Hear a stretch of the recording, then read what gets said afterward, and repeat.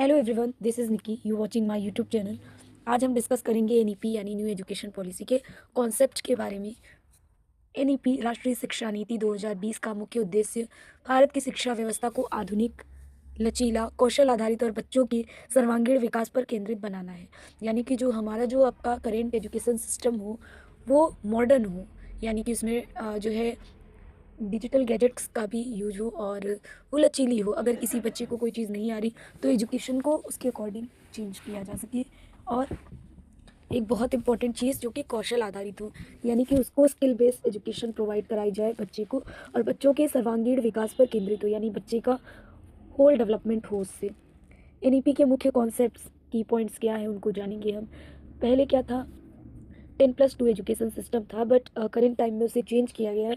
अब है 5+3+3+4, यानी कि जो पहले वाला 10+2 की जो है व्यवस्था थी, उसकी जगह नई संरचना आ गई, वो है 5+3+3+4।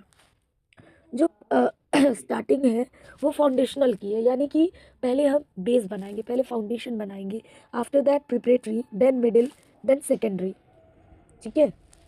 कौशल आधारित शिक्षा यानी स्किल बेस्ड लर्निंग। क्या है स्किल बेस्ड लर्निंग, आइए जानते हैं।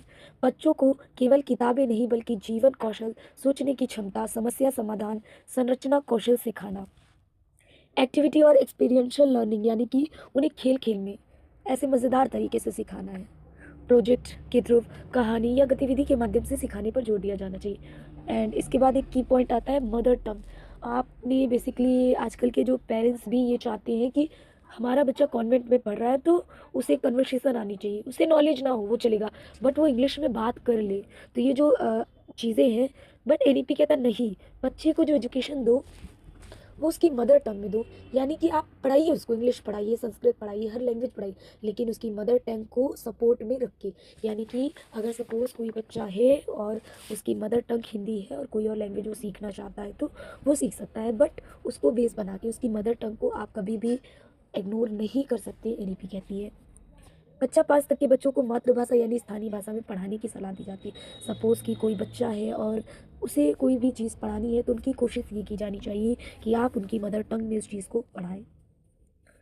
कॉम्पिटेंसी बेस्ड लर्निंग, यानी केवल याद करना नहीं बल्कि क्या बच्चा कर पाता है, इस पर आधारित मूल्यांकन। यानी कि हम जो एजुकेशन प्रोवाइड कराएंगे उसमें रूट लर्निंग को फोकस ना करके बच्चे के अंदर क्या क्रिएटिविटी आ रही है, क्या वो कोई चीज़ डेवलप कर ले रहा है, क्या वो क्वेश्चंस अगर हम करा रहे हैं तो उसको बना पा रहे हैं या नहीं, इस पे फोकस करना है। एक बहुत इंपॉर्टेंट पॉइंट जो है निकल के आता है, होलिस्टिक डेवलपमेंट यानी सर्वांगीण विकास। Do you know about to holistic development? क्या आप जानते हैं क्या होता है सर्वांगीण विकास? यानी कि जो जितने भी डोमेन्स है बच्चे के, सब में डेवलपमेंट होना चाहिए, चाहे वो शारीरिक यानी फिजिकल डेवलपमेंट की बात हो, चाहे मानसिक यानी मेंटल डेवलपमेंट की बात हो, चाहे कॉग्निटिव डेवलपमेंट की बात हो, चाहे इमोशनल डेवलपमेंट की बात हो, चाहे सोशल डेवलपमेंट की बात हो। आप सभी पहलुओं पे जो है बच्चे का डेवलपमेंट करेंगे, उन्हें सिर्फ एक ही डेवलपमेंट में नहीं रखेंगे, उनके जितने भी डोमेन्स हैं सब में डेवलपमेंट, सब में विकास देखा जाना चाहिए।